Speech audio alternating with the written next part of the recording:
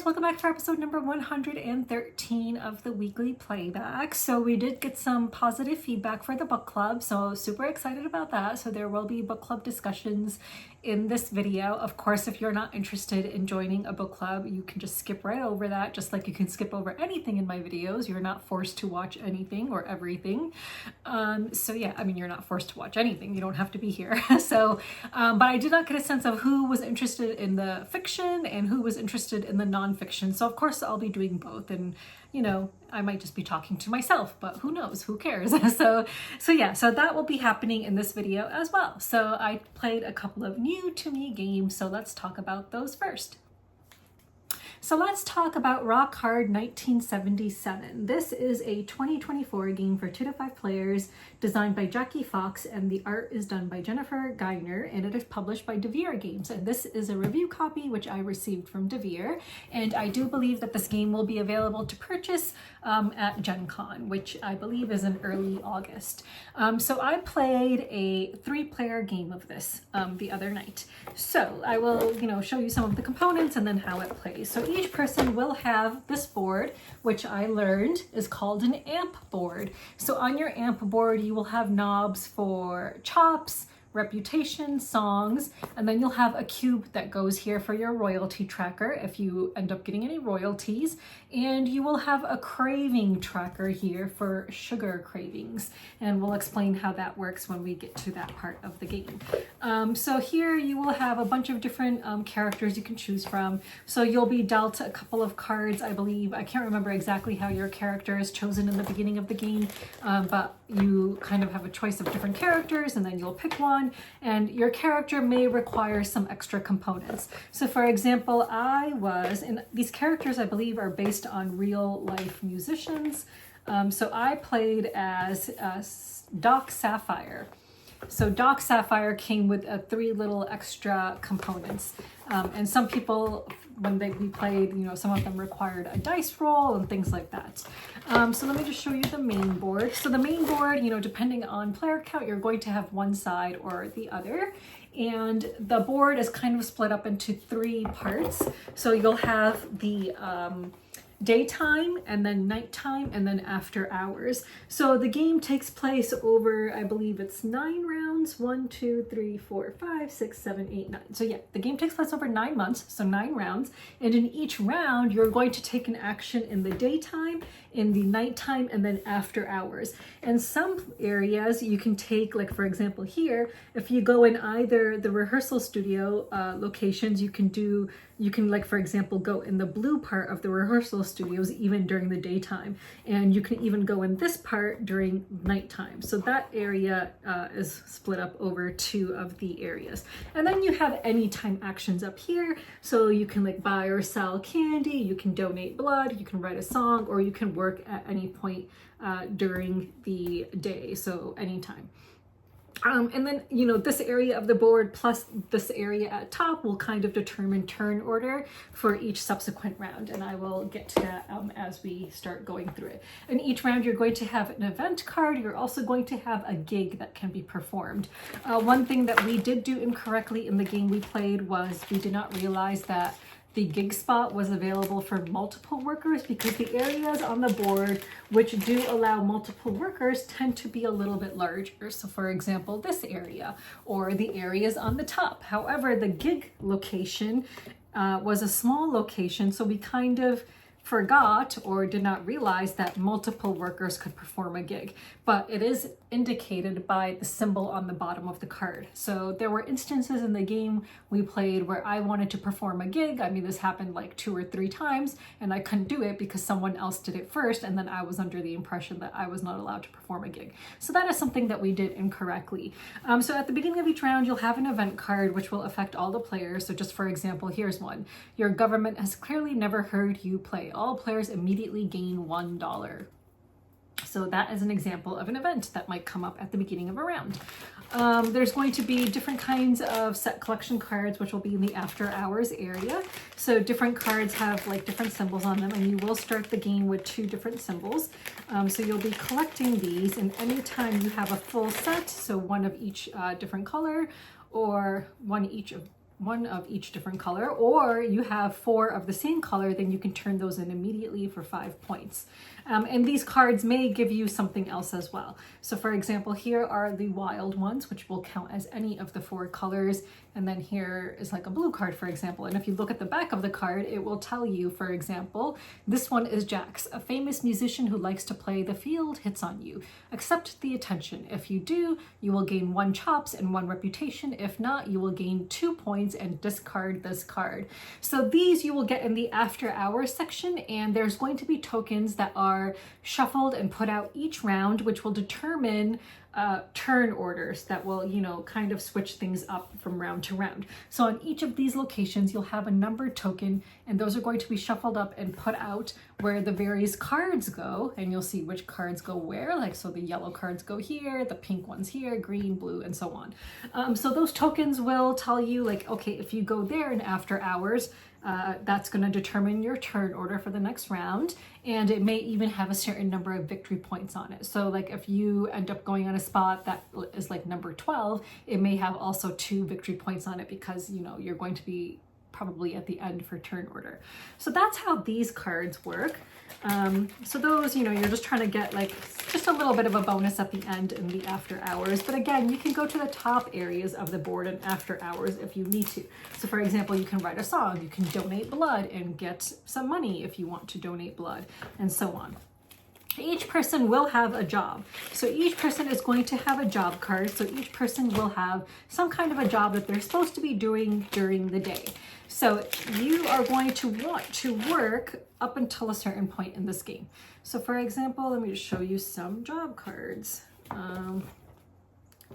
Where are the job cards? I believe they're here.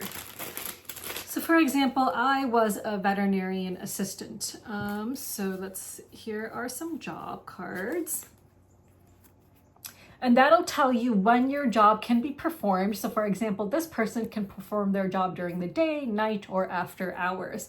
So when you perform a job, you're going to place your worker on the worker spot location. So everyone has just one worker, which is your musician. You're going to have a standee with your musician in it. So if you perform the work action, you will do it when you're supposed to according to your job, and that will help you to collect money. Some of these jobs will even give you tips. So for example, if you're a bartender, I believe there's like a bartender in here somewhere, and they would be able to collect a tip. So if during a round you do not perform the work action in the time that you're supposed to, you will get a missed work token. Once you have completed, or rather gotten 3 missed work tokens, then you can perform the higher level gigs on this board. Performances rather, not gigs. So you cannot perform here until you have 3 missed work tokens. So you will early on in the game be working so that you can get money, because you need money in order to do other things. But at a certain point, you're going to get 3 missed work tokens so that you can finally start performing in the larger areas of the board, the larger performances. Each person will start with 2 personal goal cards. Some of them will be visible to everyone, so the ones that require a cube to be put on them will be visible for the entirety of the game and to everyone else. So for example, I had one that said donate blood 3 times, and if you do, you get 5 points. So that was visible to everyone. Each person is going to have a manager, and your manager, your music manager, is going to give you some kind of a special ability. So yes, so my manager allowed me to get a $1 discount for an action in the daytime. And you would just, you know, tap your card, so flip it, you know, to the side, turn it over sideways to indicate that you've used your special ability. So here was my manager. So as I said, each person is going to have a worker, and you may have some extra components. So you're going to stick your musician into the standee that comes with your player color. So in my game, I was blue, and each person will get their own standee thing in order to put their worker in. And each person gets cubes to keep track of game goals, your own personal goals, as well as goals which are available to everyone to try to complete throughout the game. So those will be on the main board. So there's going to be a number of goals that everyone is trying to achieve. And in a 3-player game, it's only the first person who does it who gets like 5 points, and then the other people don't have the opportunity to do it. And then this will be keeping track of your sugar levels and so on. If you end up taking candy, and I'll explain how you use candy. At a certain point in the game, you're going to want to get your cassette and your record, and you'll need these in order to perform like other kinds of actions. So again, in turn order, you're going to take your action and based on the, section of the board where you're supposed to start. So you're obviously starting in the daytime. So in the daytime, the various actions you can take where you can place your worker are to interview, which will give you 1 reputation. You can go and hire an indie promo, but you need your record to do that. So anytime you see a blue, that means that's a prerequisite. And then if there's something in red, that means that's a cost, and whatever is black is what you're going to get as a result. So in the yellow section, you might want to come here into the studio in order to gain some chops. You might want to hire some crew members because you'll need crew members in order to perform certain performances later in the game.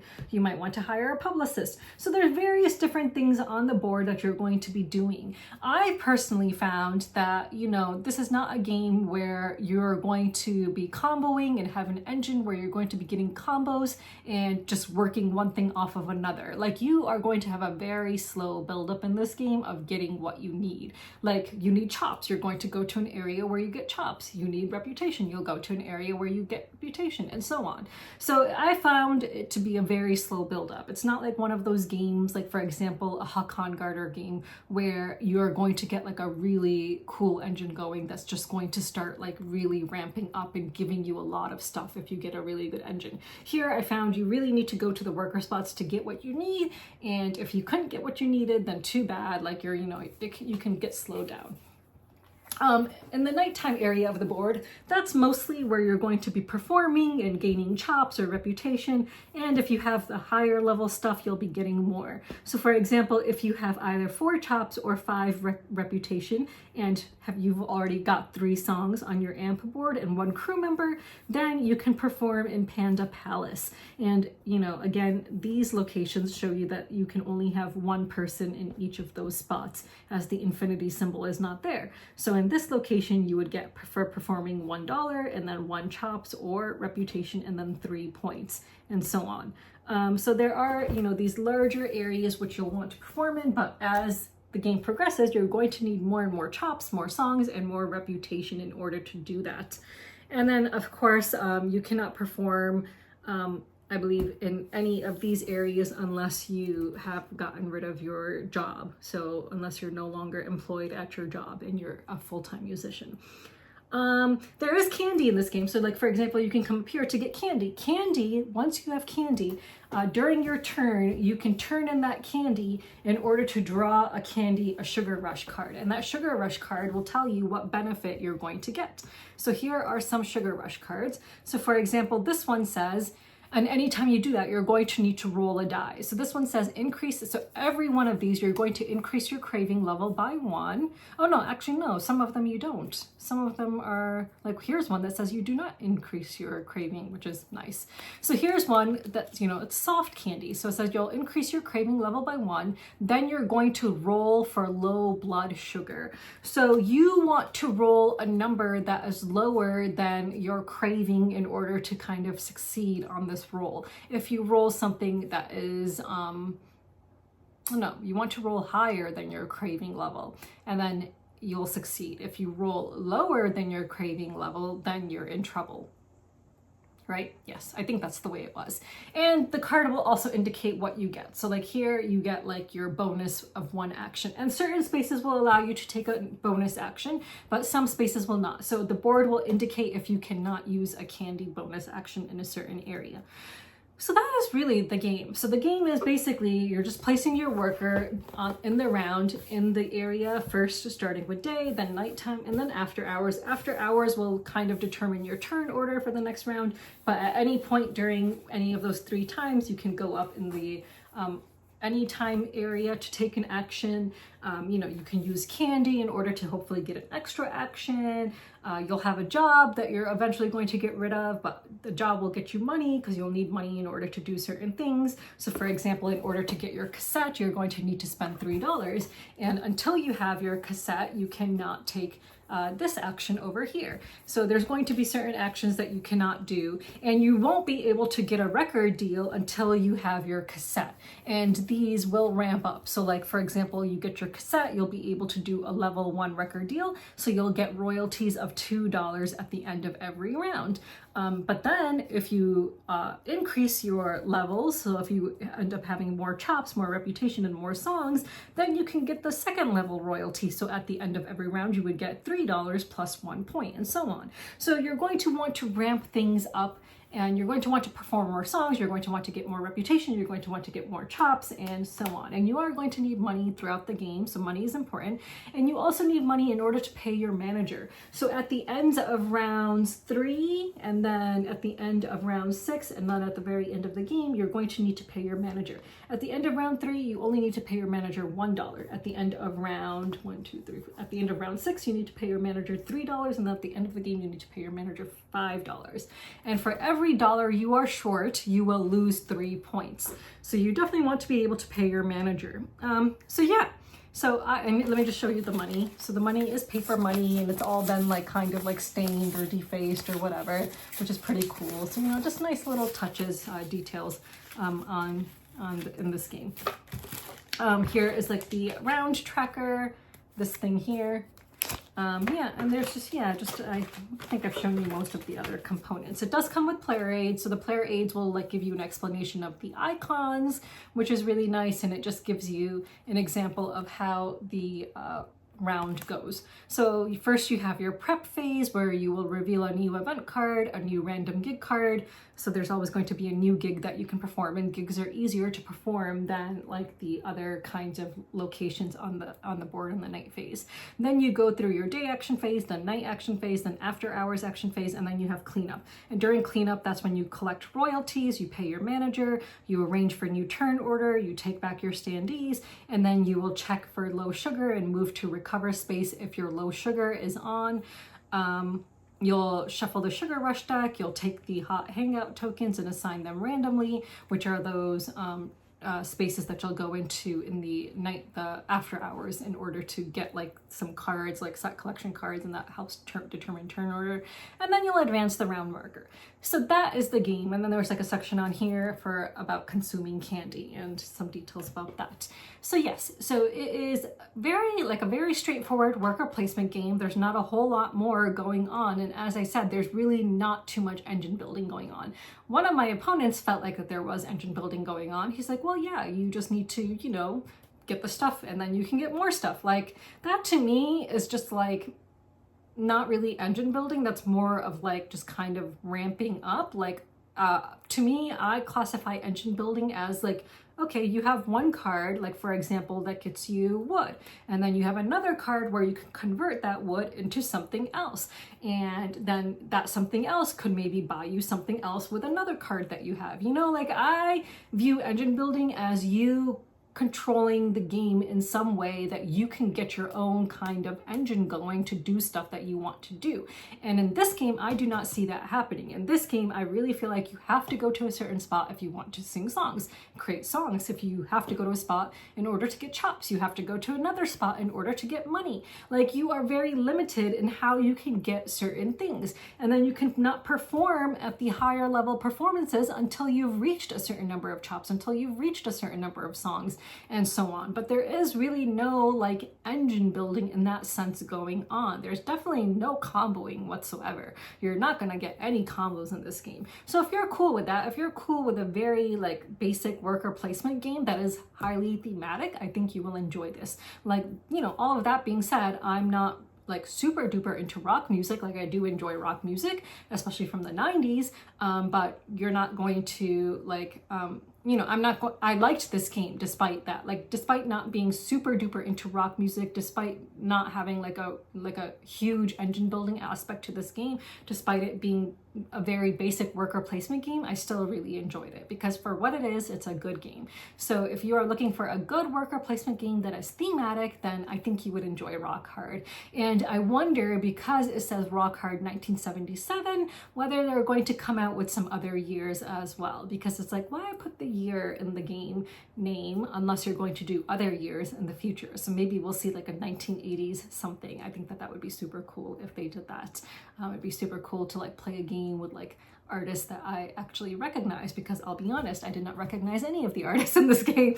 So I don't know any of them because it's from before my time. So I don't know these people. I thought they were all fictional until I started reading their biographies. And my guy actually was pretty cool. So my guy is actually androgynous. So I don't know, what pronouns they would go by, whether if they would, have they them pronouns, but it basically says that they were born to Indian immigrant parents who owned a small motel, and their name was Sanjay Safir.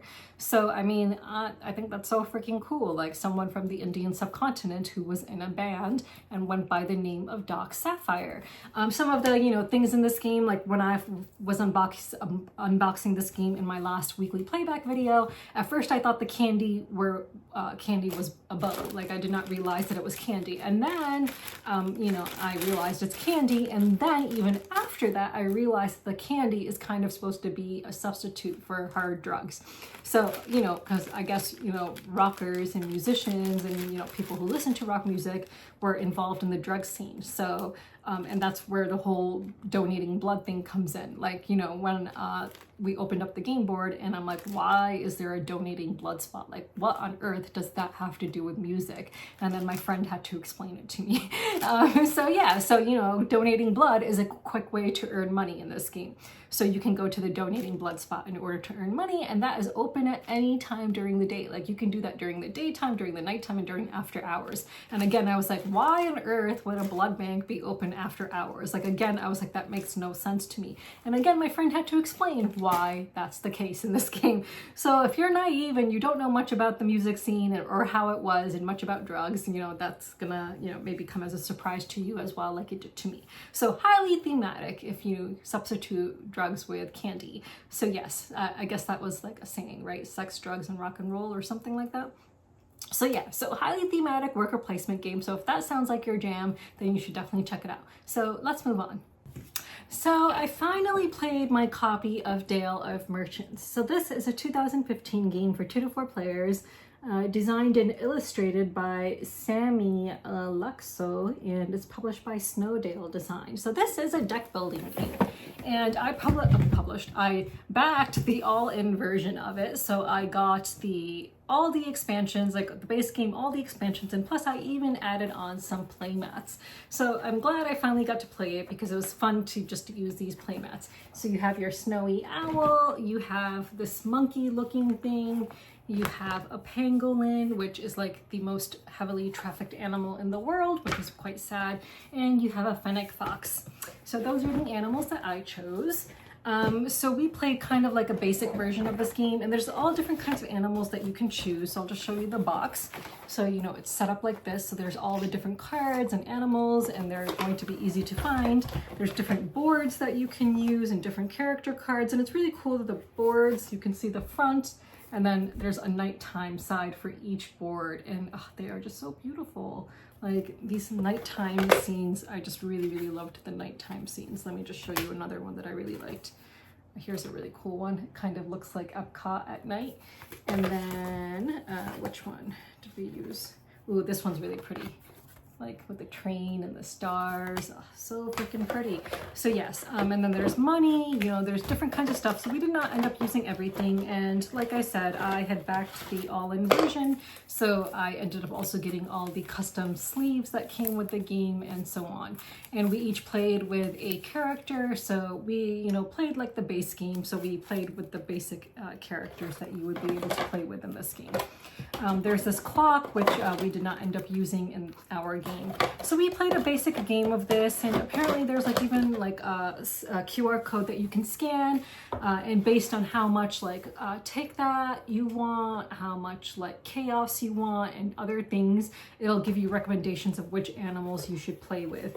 I cannot remember all the animals we played with at this point in time now, but basically you're going to have a market, and there's going to be, each person is going to get a certain number of animal cards with the same values on them, and then you'll also get some junk cards. And like any deck building game, you're going to like shuffle all your cards and then start with a hand of, I think, 5 cards, and then on your turn you'll be performing an action.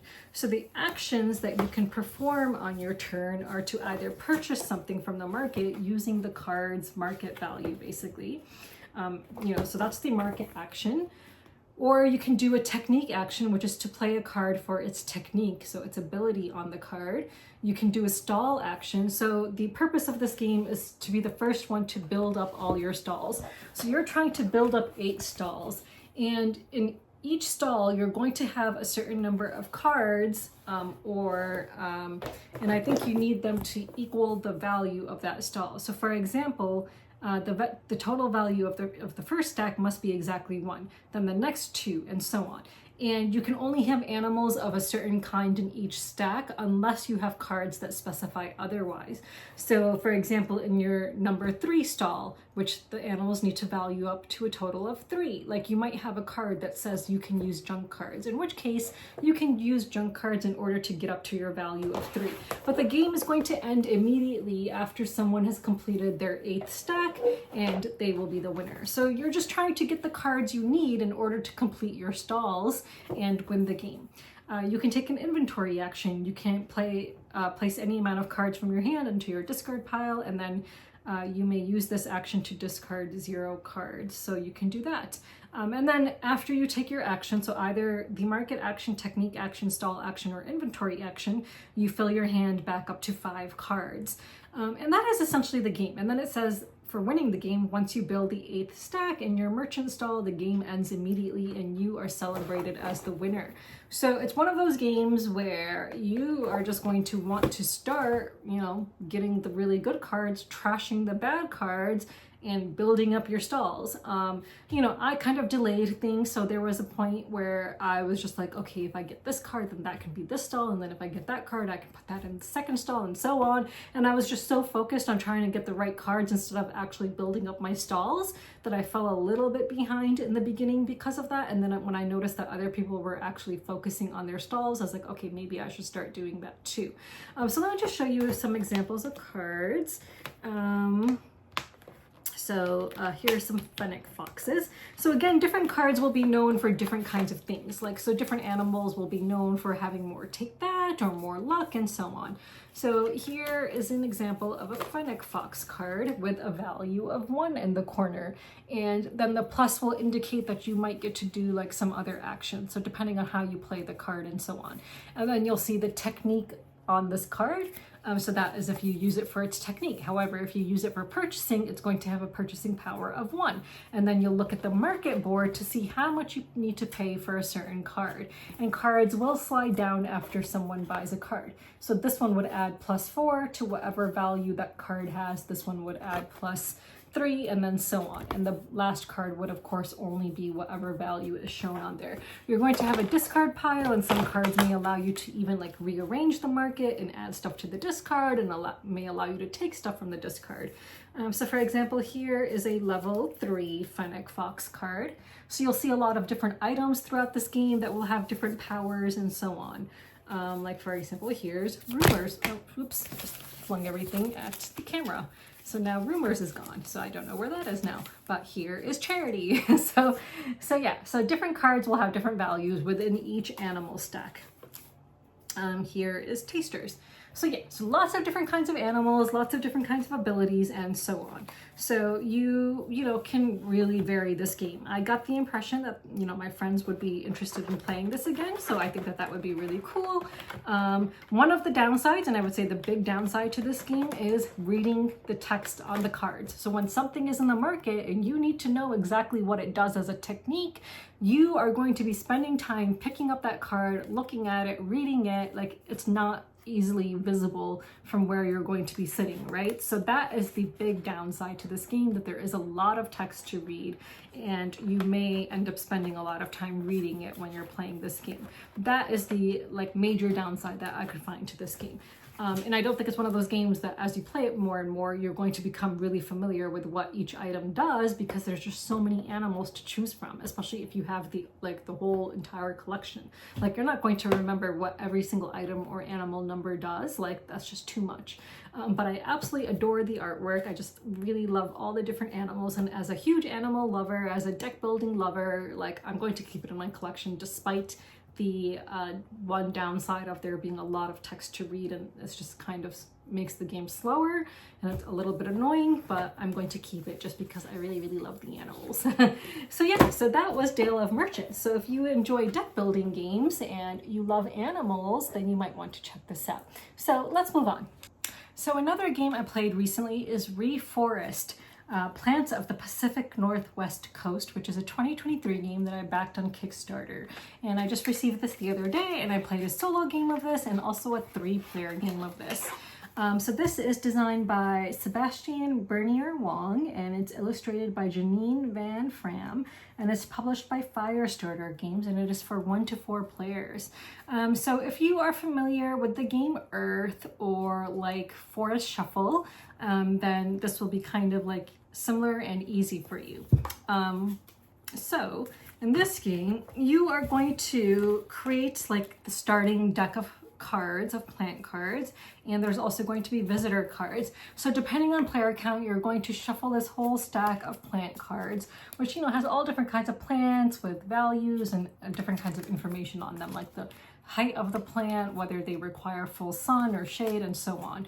And different kinds of abilities at the bottom, whether they're scoring, gathering, and so on. So you're going to create the deck depending on player count, and then each person is going to be dealt, I believe, 5 cards, and you're going to have 3 visitors. So you're going to shuffle up the animal cards, which are visitors, and randomly take 3 of them, which will be face up, and under the first 2, you're going to put a certain number of cards from the deck which you just created.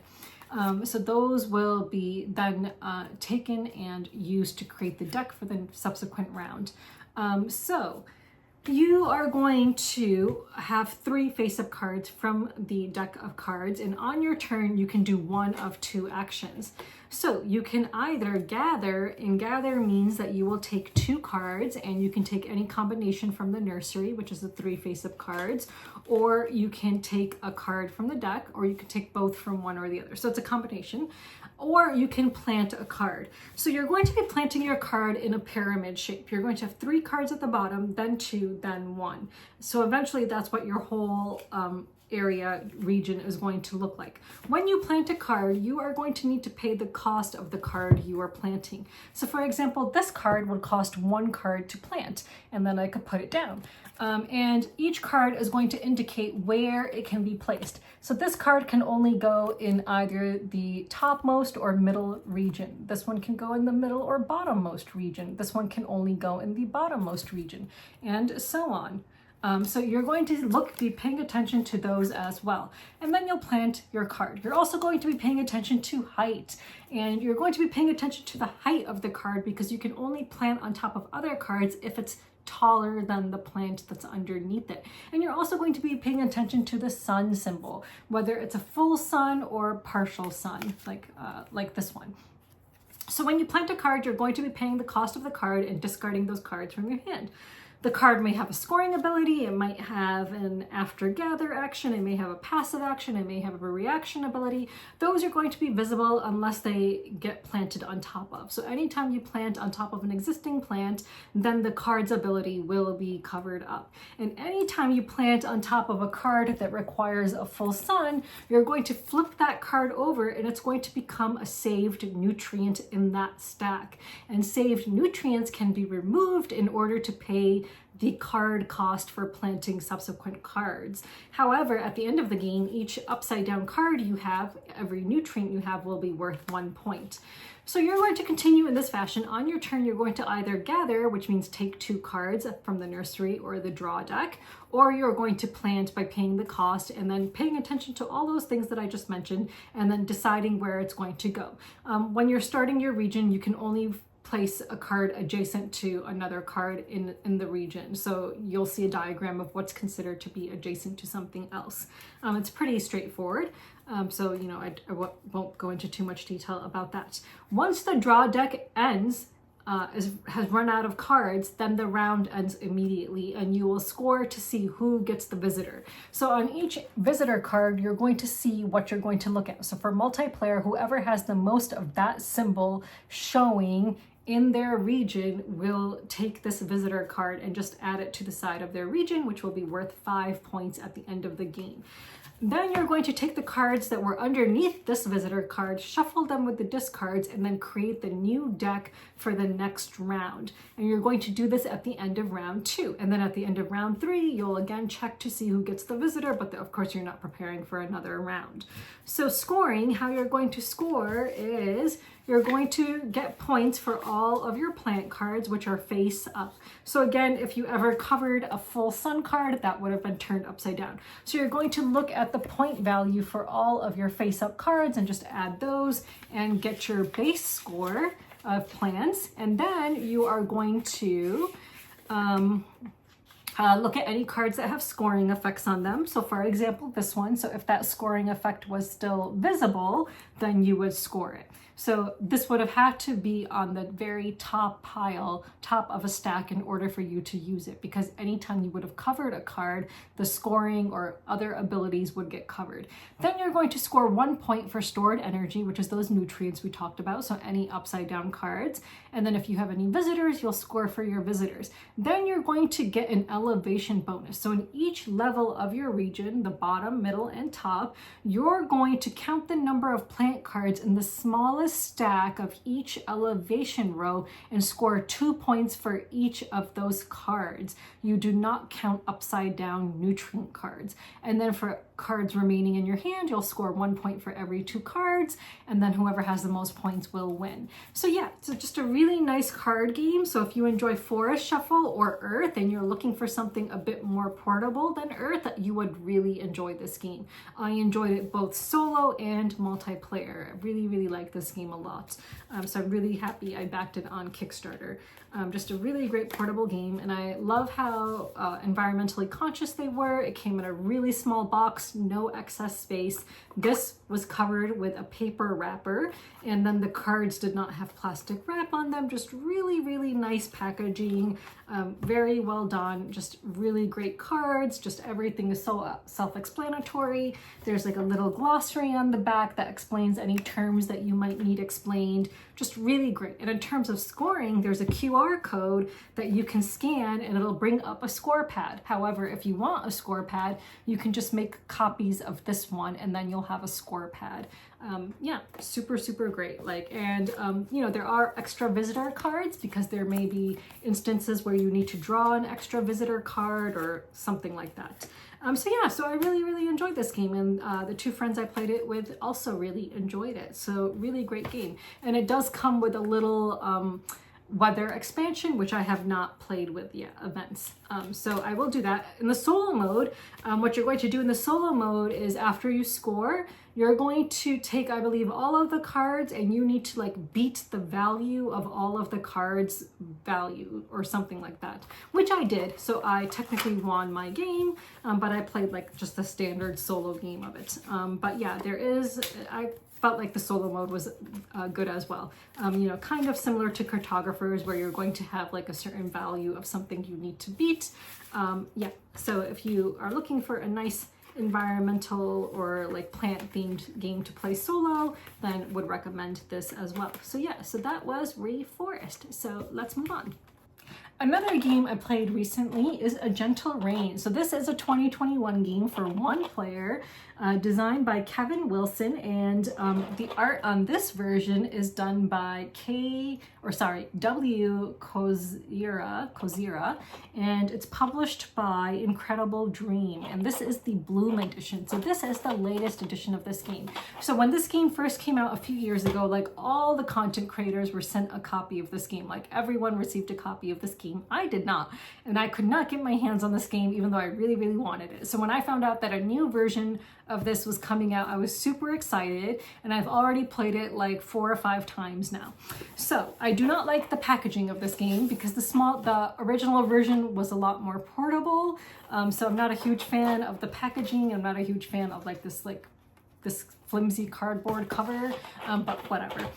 So it's not as portable as the original version, but you know, the components are really nice. So you have like this plastic top that you'll take off, and then you've got your tokens, which are plastic. So I'll just show you your different flower tokens, which you'll be trying to place when you play this game.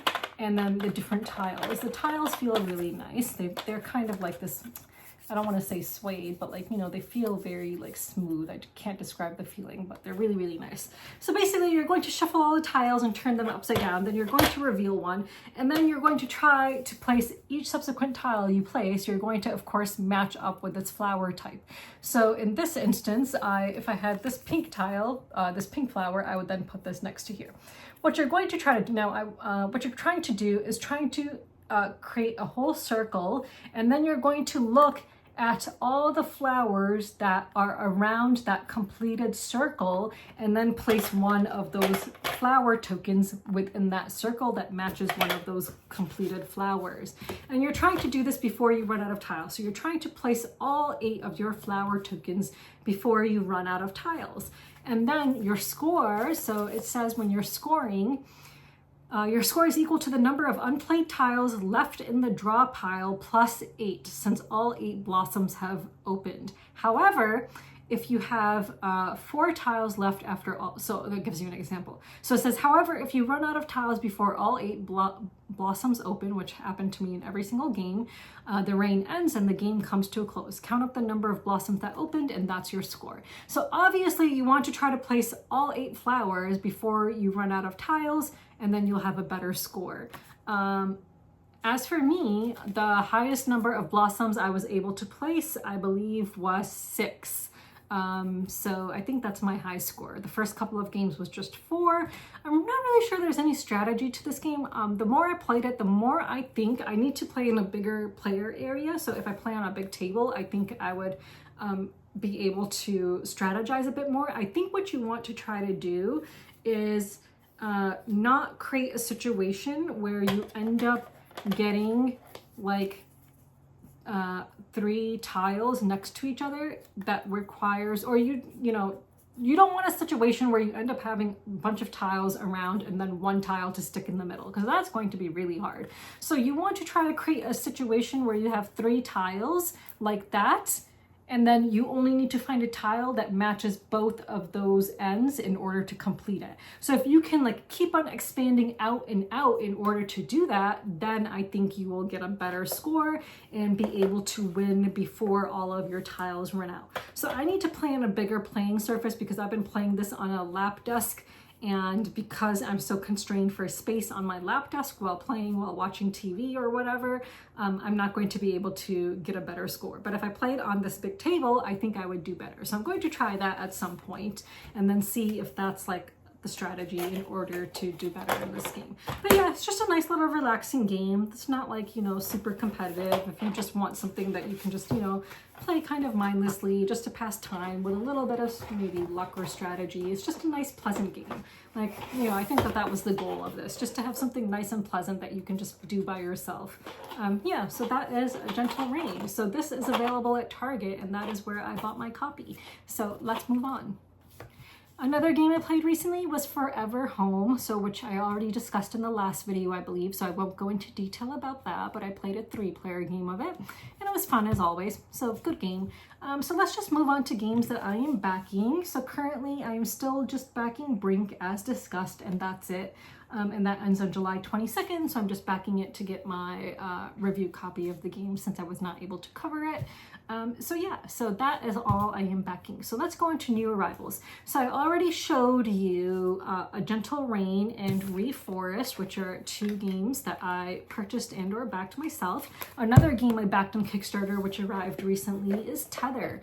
So Tether is a 2-player game. It does say that you can play it as a 4-player game in teams, but I find with games like that, like there's no point in playing in teams. Like, why would you want to do that? So it comes with 2 like score trackers, and I believe that was like part of some like deluxe edition or something. And then it just comes with a bunch of different like astronaut cards and stuff like that. Yeah, so honestly, I think you're just trying to like match up cards in some kind of sequential order or something like that. I honestly don't even really know. But yeah, it's a 2-player game, so I just need to find one other person to play with, and then I can talk about it. So I backed that on Kickstarter, and that arrived. Another game that is a new arrival, which I purchased myself, is Arcs. So, you know, saw a lot of really amazing feedback about this game, so I figured I should buy it. So yeah, so I purchased Arcs. I'm not a huge fan of like Root, like I think it's okay. I had bought PAX Premiere, which is the 2nd edition, which is designed by Cole Whirl. I bought it because of the theme. However, I'm not a huge fan of that game, to be honest. So I hope I'll like this. This is supposed to be like an area control game with trick taking and a bunch of different other kinds of mechanics. So based on that, I think I will like it because I do like area control games and I like trick taking games. So hopefully I will like this. So I spent my store credit at Millennium to get it. So the great thing about Millennium is when you go there for game night and you spend $10 to enter, you get that $10 back as store credit. So then when you use that money, that store credit, to purchase something, you almost feel like it's free. Though I know it's not free, but still, you know, it makes you feel better about like not having to actually shell out the cash, like you have the store credit tokens instead. So yeah, so I had enough store credit saved up in order to purchase this. So it, you know, paid for this game entirely. So, you know, it's like I get to pay $10 to go and have fun and play games with my friends, and also have the opportunity to win a game in a raffle when you do that, and then you get that store credit and you can use it later to purchase games. So yeah, so it comes with these individual player boards. And I sleeved everything. So here are some components for like the white player. So, you know, the different player colors are like this pretty blue, which is probably what I'll play as because I don't really like the other colors. There's like this reddish orange color. There's this yellow color, and then white. I think purple would have been amazing for this game because it takes place in outer space. Like, how could you not have purple in outer space? A bunch of different custom dice. Here are some cards. So, of course, the artwork is done by Kyle Farron, and I'm a huge fan of his art. I just really love the art style. There are some more cards in here.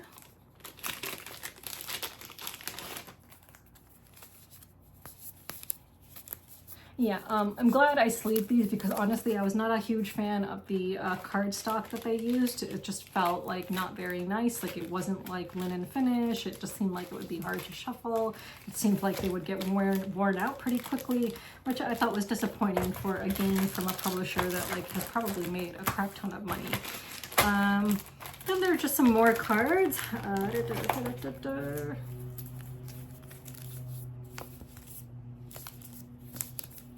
Yeah, just a bunch of those. There's some like character cards, I guess.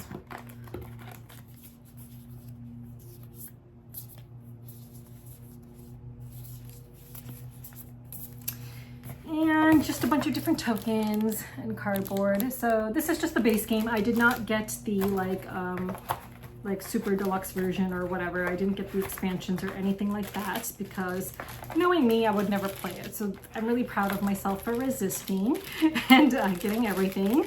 So yeah, so just the base game for me, which I think will be enough for me. So looking forward to playing this. I have plans already to play this tomorrow with my gaming friends. So I am looking forward to that. So I think I have shown you all of my new arrivals. So I bought this, and then Reforest and Tether arrived, which are games I backed on Kickstarter, and then A Gentle Rain, which is another game I purchased. So now we can go to updates. So the first update is that the Yonder campaign is starting tomorrow, and as I mentioned in a previous video, you will see my overview video go up on YouTube and on my various social media platforms. And this year the publisher did give me my own specific link to use, referral link. So if you do decide to back the game Yonder, it would be super great if you use my referral link. My referral link, so that the publisher sees that it was a result of my video or my content that kind of drove you to that campaign in order to back that game. So that would be really helpful. So if it's a game you're interested in backing, definitely click on the link that I have left below for the Yonder campaign. So yeah, so that is the first update. The second update is cats. So super happy. Number one, I took the trapping course, so I'm all ready to start trapping cats. I just need to buy a trap and find time to do that, and I can help with trapping cats in order to get them spayed or neutered and then vaccinated and so on. Another update with the cats is that the 2 remaining kittens and mama cat at colony number 2 have been trapped. Super happy about that. So that is fantastic news. One of the sad bits of news is that I haven't seen Girly in a really long time at colony number 2. Girly is this really sassy cat who I absolutely love, and I've even gotten to pet her in the past. And I'm just so sad. It's been like almost 2 weeks that I haven't seen her. Like, she's done this disappearing act before where it would be like a number of days or even a week where I haven't seen her, but this is by far the longest amount of time that has passed without me seeing her. So I hope she's just off somewhere having fun, but like, she's really worried me. So I really wish she would come back soon and at least check in with me, because I really miss her. And she would always run up to me and like start eating from the plate even as I'm putting the food onto the plate. Like, she's the only cat who would do that. The other cats will run out when they see me, but they would not start eating until I put the plate down. But she would like actually start eating as I'm putting the wet food onto the plate. So I really miss Girly, and I hope she's okay.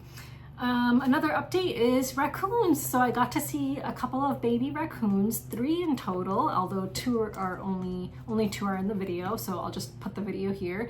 And one of them was whimpering. He was just making these like little baby raccoon noises, so adorable. Like, he came pretty close to me, but not close enough for me to pet him. And of course I wouldn't pet him unless, you know, I really gained his trust. But I don't know if this is a crazy idea or not, but like, you know, I'm guessing it's not the best place for raccoons to live, right? So if I could befriend this entire raccoon family, I would relocate them all to my backyard. I think that would be amazing. So I would love them, you know, love for them to have a home in my backyard. And I think that that would be fine. Like, I know that there are some regulations about certain animals you can't have, like, you know, town regulations. Like, for example, my sister and her husband recently rescued some pigeons, some white pigeons, and then they released them in their backyard, and the pigeons decided not to fly away and instead just hang around. And then one of the neighbors complained about them. They're white pigeons, so they're very visible. So like, when the pigeons would fly on their roof and just sit there, like, one of their neighbors called them and was like, dude, you have white pigeons on your roof. And then they had to act all surprised and be like, oh really? Wonder where those came from. So they rescued some pigeons that were being sold for meat, for people to basically, you know, kill and eat. So yeah, so they rescued some pigeons, which they're not allowed to have, but a number of them have flown away because they got scared of some predators. So they were hanging out in my sister's backyard, but then they flew away. But so I think they're left with just 4 now. I think they had 19 white pigeons to begin with. So I know that you know, after looking up some regulations, I'm also not allowed to keep like birds like that in my backyard or certain types of wildlife, but raccoons were not mentioned. And raccoons are animals that just tend to, you know, wander through people's yards anyway. So if I could relocate this family of raccoons to my backyard, I think that that would be okay. So I'm hoping that I can befriend this family and these baby raccoons because they are so cute, and then eventually just move them into my backyard. The reason I would want to do that is because if you are watching this video, at one point you will see Poppy, the cat, hit the baby raccoon. And after he does that, he kind of pops up in the grass and then he whimpers away, and it's so sad. It just made me really sad. They're super duper cute. So yeah, so that is the cats update.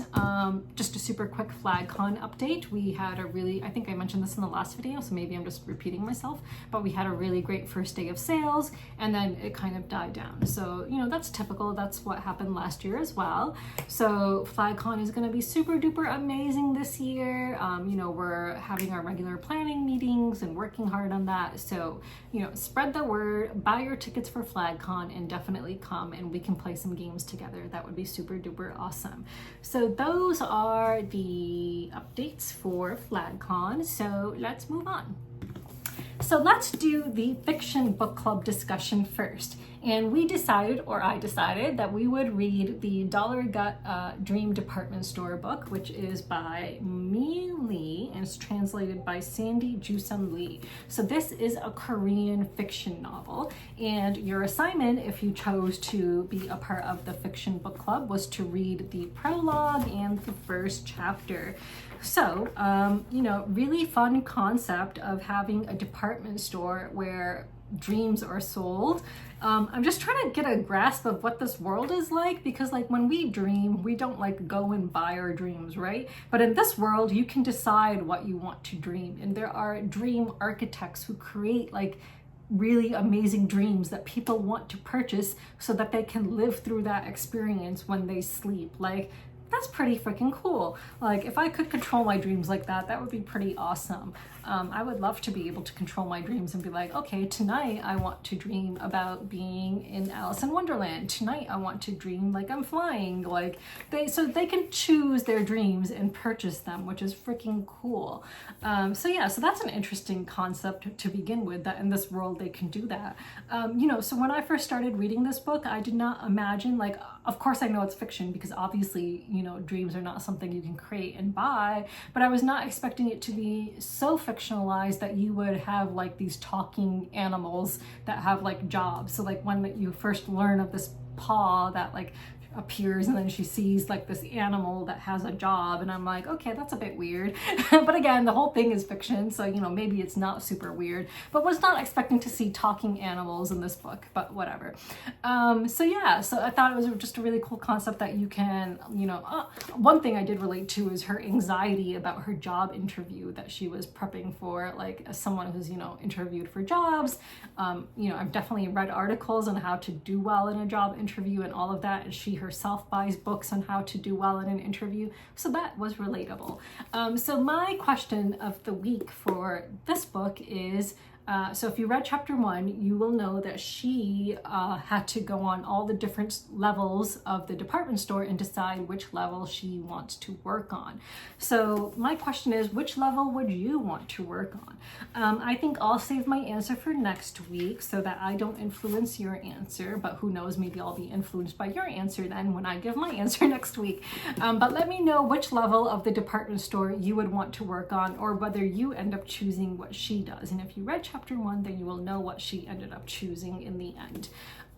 So yeah, so that is our discussion of the Dollar Gut Dream Department Store for the prologue and chapter 1. So for next week, let's read chapter 2. So yeah, obviously. So yeah, so your assignment is to read chapter 2 for next week. So let's move on. So if you joined the nonfiction book club, the assignment for this week was to read the introduction of the 100 Years' War on Palestine, a history of settler colonialism and resistance, 1917 to 2017 by Rasha Khalibi. So I did read the intro again, and as you can see, I even highlighted a bunch of stuff to talk about some points that I thought were interesting. So, you know, this is going to be a refresher for me, but it's a really good refresher because it's been a couple of years since I read this book, and it's just so relevant to what is happening today. So, you know, the intro talks a lot about, you know, the concept of Zionism and how it is a very colonial concept. Like what is happening in Palestine right now is colonialism, and the introduction talks about how you know, this is always trying to be reframed as not being colonialism, but actually as being what's the word that they use, and people today are using it as well, like anti or the reverse of colonialism. I cannot remember what word they used to describe it, but people these days are also trying to describe it as that. I know I highlighted it somewhere, but yeah, this intro talks a lot about how anti-colonial movement. So yeah, people have tried and are currently doing this right now as trying to rebrand Zionism as an anti-colonial movement by claiming that it's the Jewish people returning to their homeland. But if you read the intro, you'll see the statistics about how many Arabs, Palestinians actually live there. And it's just, people have been trying to dehumanize and claim that there's been no Palestinians there since the very beginning, since before World War I. You can see that that is happening. And there's quotes in this introduction that show that as well. So for example, where's a quote? Like more recently, Newt Gingrich said, "I think that we've had an invented Palestinian people who are in fact Arabs." Now that makes no fucking sense, because Palestinians are Arabs and not all Arabs are Palestinian. Like, so when you're saying an invented Palestinian people who are in fact Arabs, Palestinians are Arabs. Like the statement just makes no fucking sense. Like, people are just so stupid.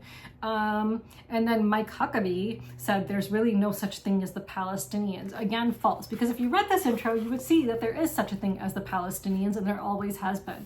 So the book starts with Rashid Khalidi talking about his ancestors who have lived in Palestine for a very long time, including Yusuf Dia al-Din Pasha al-Khalidi, which, was one of his great-great-great-great-granduncles or whatever.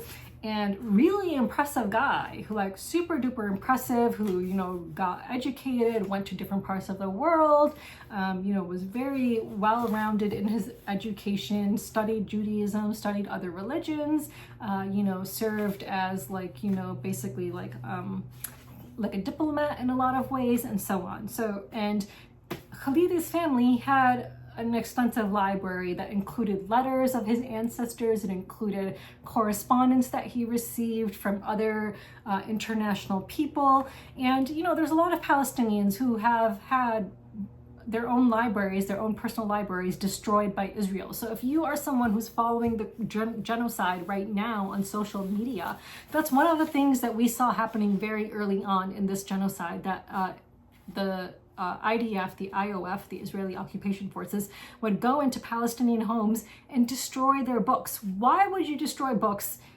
in someone's home except to try to eliminate any proof of their entire existence and show that, yeah, they actually have had an existence there since before you came there. They've been existing there for hundreds and thousands of years. Like, you're trying to just eradicate a people's existence and claim that they did not belong there, that was never their home. This is a colonial movement, and this introduction gives so much, background to this colonial movement and how a lot of the same ideas and processes that were used to colonialize Africa and other parts of the world were in fact being used by the Zionists and the British and the Americans to support this colonial project.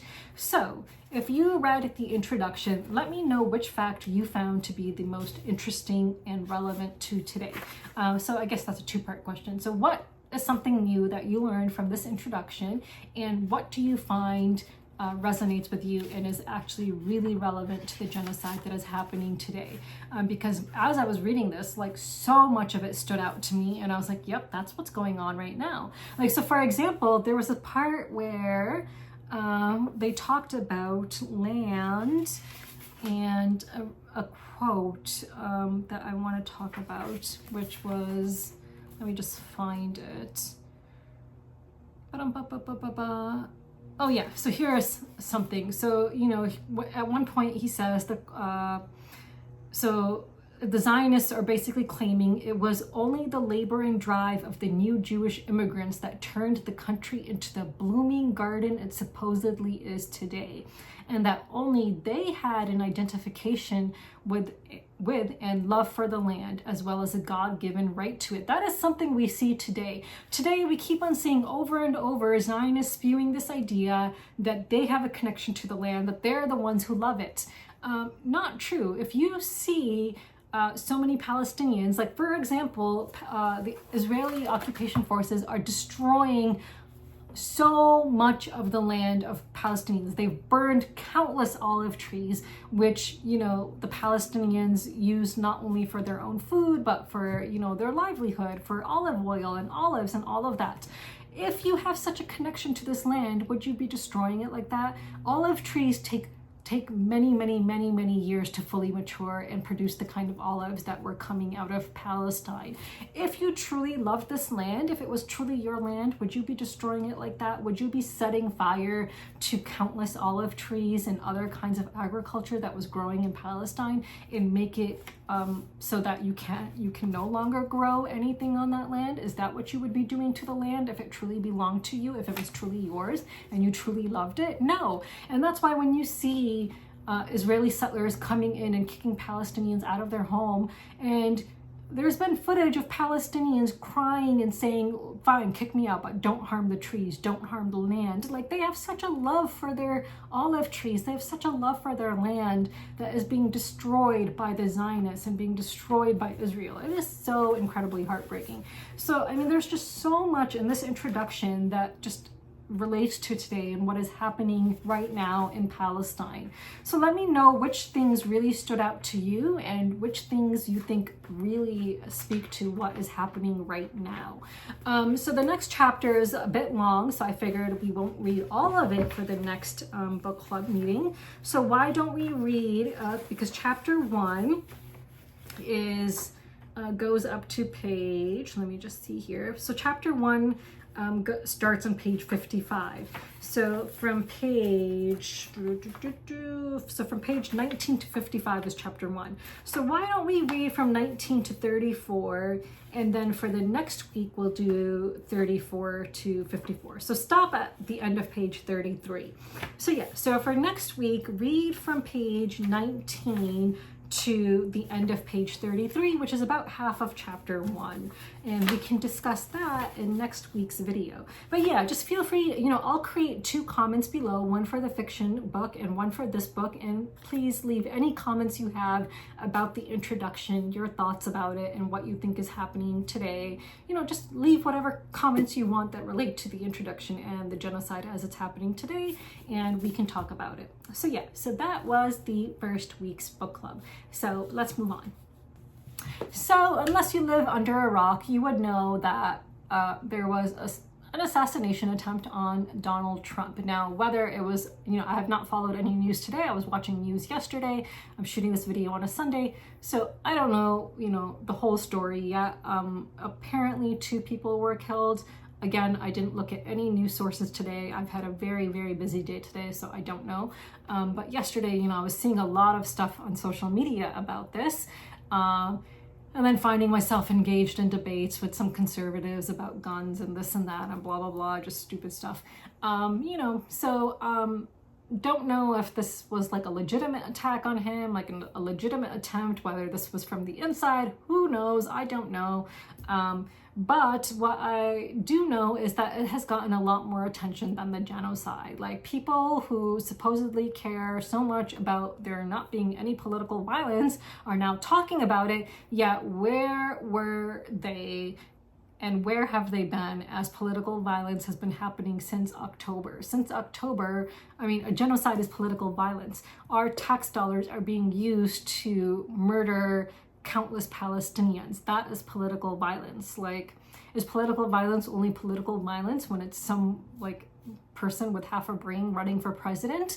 And that goes for both Biden and Trump, because like, honestly, between the both of them, if they even have a complete brain, that would be miraculous. Yeah, so is political violence only when it's targeted at someone who's running for president, or is political violence when it's, you know, political money, our tax dollars, being used to commit a genocide? And things have gotten so much worse in Palestine. There is an all-out assault on Gaza right now. Hundreds and hundreds of people have been killed in the last couple of days in Gaza. And how much attention is that getting? There is an all-out assault right now on Gaza. Countless children being killed.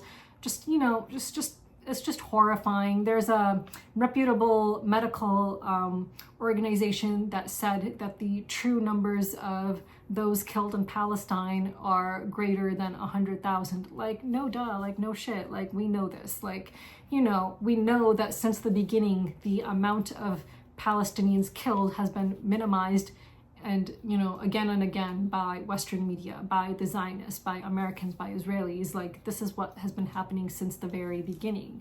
And just to tie it all back to the board game industry, what do I see from various people in this industry, whether that's Eric Lang or Suzanne Sheldon or all these other people? Like, still no talk of a genocide. Like, Eric Lang has made several posts recently about politics in America, about the elections, and what is one of the things that, you know, people in America are really concerned with right now, or, you know, a lot of people, is the genocide. Yet he has yet to mention the word genocide. Like, Eric Lang has not mentioned once that there is a genocide happening in this world, and has not once spoken up about it. You know, instead you see discussions about AI art still, and AI and blah, blah, blah, and now discussions about Donald Trump being, you know, having an assassination attempt. Like, how is it that, you know, over 100,000 people killed in a matter of months is not newsworthy, is not worth mentioning to the, you know, in these communities? Like, it just does not matter to these people. Like,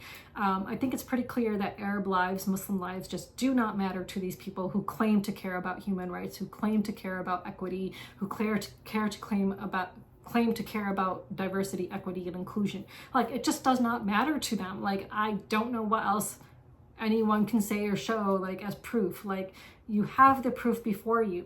If you are someone who cares about Palestine and what is happening, and you are anti-genocide, then, and you also admire these people, I would say reach out to them and speak up. Like, be like, hey, why are you guys not talking about this? Like, what does it take for you guys to mention that there's a genocide going on, and for you guys to do something about it? All these people who did a fundraiser for the Palestinian Children's Relief Fund, they've never mentioned that there's a genocide going on. They simply did a fundraiser for Palestinian children, but they have not mentioned that there's a genocide still ongoing. They haven't mentioned that Zionism is the root cause. They haven't condemned the Zionists in the industry. They haven't condemned their friends who are condoning a genocide, who are in support of this genocide. Like, this industry is just hypocritical and just complete bullshit.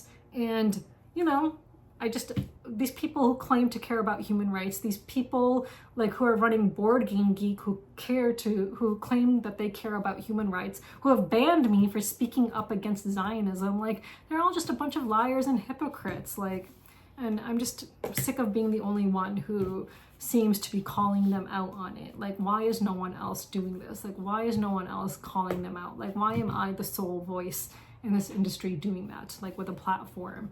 It's just exhausting. It's incredibly exhausting, and I'm just tired, but I won't stop doing it because, you know, I'm someone who does follow a lot of content creators who post about the genocide and are trying to keep it in the algorithm, and I'm trying to keep it in the algorithm. I'm trying to keep people aware about what is happening, but it is incredibly exhausting.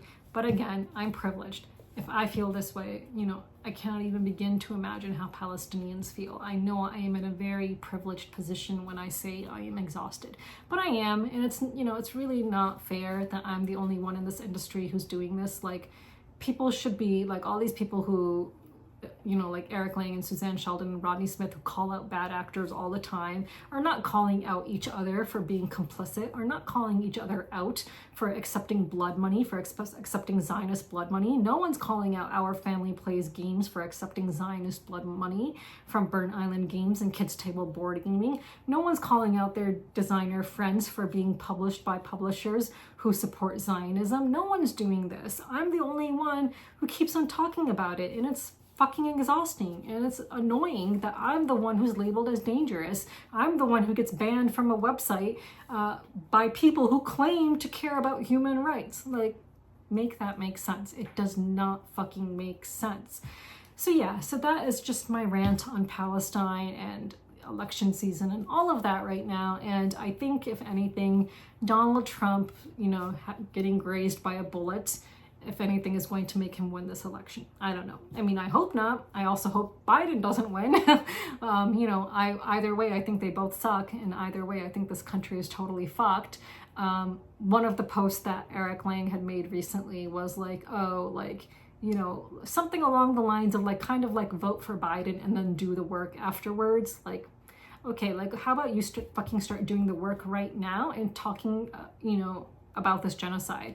Like, I think it's just so disingenuous to say something like, yeah, vote for Biden, vote for the person who's going to do less damage, and then do the work afterwards. Like, fucking start doing the work now. Like, fucking start doing the work now. And if you really fucking cared about American politics, you would be speaking up against the genocide, because that is something that matters to millions and millions and millions of Americans, and millions and millions and millions of Americans have decided that they're not going to vote for Biden. So if Trump wins, you people who have stayed silent about the genocide and have not encouraged your supposedly liberal and democratic leaders to do anything about it, you're just as at fault as Biden and anyone else for losing. Like, seriously, like, you guys are fucking morons and you are cowards, and you should be speaking up as well right now. Otherwise, you're just, you know, as much at fault to blame as anyone else if, you know, Trump wins. So just start doing the work right now. Like, there's no excuses. Like, no, you don't need to wait until after Biden wins to start fucking doing some work. Like, what kind of bullshit is this? So yeah, so that is my rant of the week. So let's move on. So this week's question of the week is inspired by Reforest. So if you watched my segment on this game in this video, you will know that it's kind of similar to Forest Shuffle. It's kind of similar, I think that's what the name of that one game is, kind of similar to Earth and games that are like that. So I want to know, what is your favorite game within this kind of genre and category, where you have like different kinds of plant cards with different kinds of abilities and like characteristics or whatever on them, and you're like stacking up plant cards and you're, you know, trying to grow different plants and stuff like that. Which is your favorite game of this kind? Let me know in the comments below, and let me know if there's any that I'm missing. So if there's any games that are similar to this that I do not know of, please leave a comment below about them, and I would love to learn about them. And until next week, bye.